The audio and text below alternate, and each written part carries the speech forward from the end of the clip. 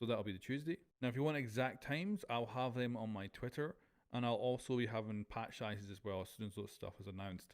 The update to the test server from the old one to the new one was only 8 gig, so we could be looking at a patch around about 10 gig for the live servers, which would be pretty damn good if it's the case. Of course, last season it was a huge update because they were reorganizing everything so that future patches would be smaller, and certainly seems to be the case with this season. Now, of course, the new season comes with two new operators, Ace and Melusi, and of course, Ace is a hard breacher, and Melusi is kind of a little bit of everything, but her gadget is all about slowing down the enemy attackers. Her loadout has changed a little bit from the original reveal. The weapons are all the same, but for secondary gadgets, she got a nitro cell. So she has nitro cells and impact grenades as her options. Now, the other thing we're getting with Steel Wave is the rework of House. Now, unlike the rework of Hereford, which actually left old Hereford in the situations, so you could replay it, the new house has replaced the old house completely. You cannot play it in situations or terrorist hunt or custom games or multiplayer. It's all the brand new house. The other house is completely gone. So if you want to get some memories, you want to do it before the patch comes out. Just take one last look at the old house map. Now, actually talking about the new house map, if you haven't already heard, it's a casual only rework, which means it will only be in the casual playlist. It will not be in ranked or unranked. Although I have seen a lot of people asking for it to potentially get added to ranked in the future. So maybe if people like it enough, perhaps it will. Anyway, let's talk about the more exciting stuff. So of course we do have two new operators. We have a reworked map, and those are big things. And of course a lot of people are excited about the new operators and stuff like that.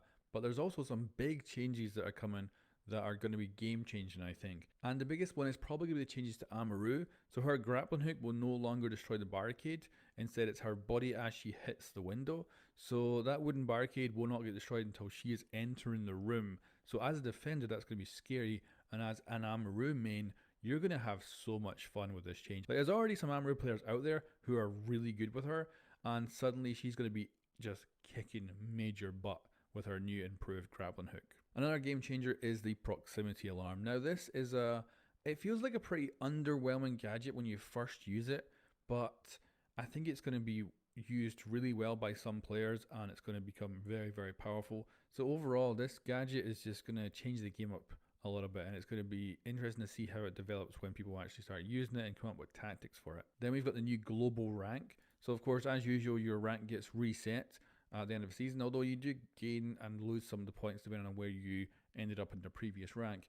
But we're now getting a global rank, which means if you play on the European servers one day and then you go play on the American servers the other day, you will have exactly the same rank if you're playing rank on those different servers. So it's going to help, I think, overall to have a global rank, but we'll see if it makes a massive difference to your user experience out there. Now, new season also means new elite, so we're going to get an Echo Elite. This won't launch at the start of the new season. It'll probably take maybe a week to come out, but it'll be out pretty damn soon after the season launches. And then we've got a range of small and big balancing changes coming to operators. So Class's SMG, it's getting a change, so it's going to have exactly the same sight, so it's the same housing for the sight, but the red dot is getting swapped out for a green reflex triangle. So it's exactly the same sight. Like, it looks exactly the same, it's just the actual dot in the middle has changed to that green triangle. We've also got a nerf to Echo, so they've removed the camera shake from Yokai's concussion effects. They've also made it so it doesn't last longer if you're actually moving, and they've also replaced his deployable shield with impact grenades. Finka's getting a pretty significant buff, but we'll have to see how this one actually plays out for her. But she can actually bring players from down but not out with 50 HP. Now that's with 30 from the revive, which will stay with that player, and then 20 from the boost, which will eventually go away, but still, that's a significant amount of health to come back with. And of course, you can do that from the other side of the map, so really, really good. Now, Kaid is getting the French Magnum as an extra secondary. Then Kali is getting herself Class's SMG as another secondary option, losing her pistol for it.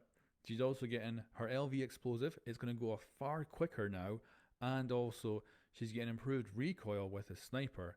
So, major improvements for Kali. And I think this is going to change her up quite a chunk. But we'll see how it goes. Because, of course, snipers are just not doing well in Siege at all. But this, may make her more viable. And Nomad is getting Capital's pistol. Now, this is the same kind of change with Nomad and Kaid here.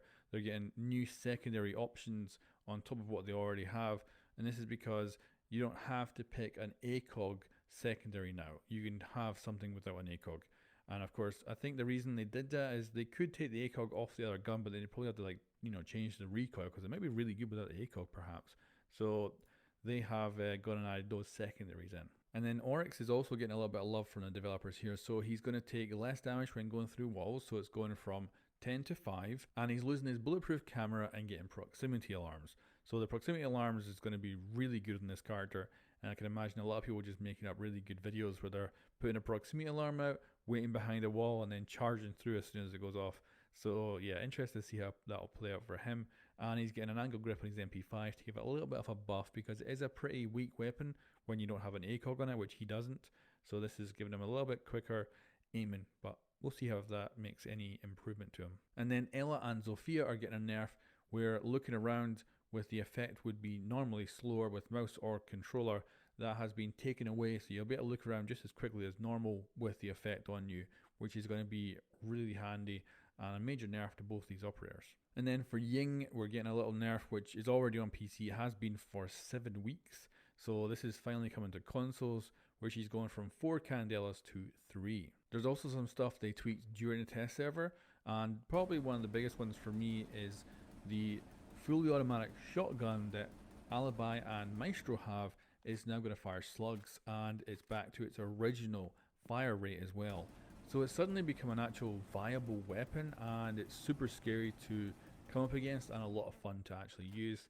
So I definitely would give it a go if both those characters do have really good guns, but it's worth giving this weapon a go, even in casual or something like that, because it's so satisfying. It really is. And then I think we'll finish this video off with one major change that I think people will love.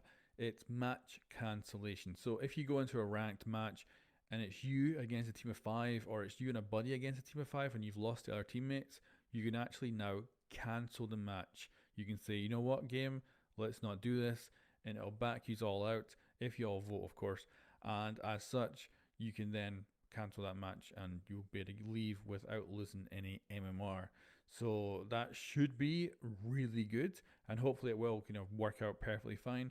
And like I say, you just have to vote for it from your weakened team. Just say, right, we don't want to play, and then that's it, over, match is cancelled. But anyway guys, that is pretty much it. Like I say, it's going to launch on Tuesday the 16th of June, and there's a lot of really good changes and updates coming. Hopefully it's going to go smooth, hopefully there won't be any major bugs, hopefully Clash isn't going to get glitched again in the future, stuff like that. I'm going to put forward the one prediction and see if this ends up becoming true. So Melusi is really good. Like, I think she's actually better than Ace, although Ace is definitely also really good. But the thing about Melusi is, I think she's going to reduce Jaeger's pick rate by like 20 to 30% because I think she's going to fit right into the playstyle of those players, and they're going to love playing her. So I think we could see Melusi become one of the top picks at the next mid-season balancing patch. So we'll see how it goes, but that's kind of just a crazy prediction I have. I don't usually do them about balancing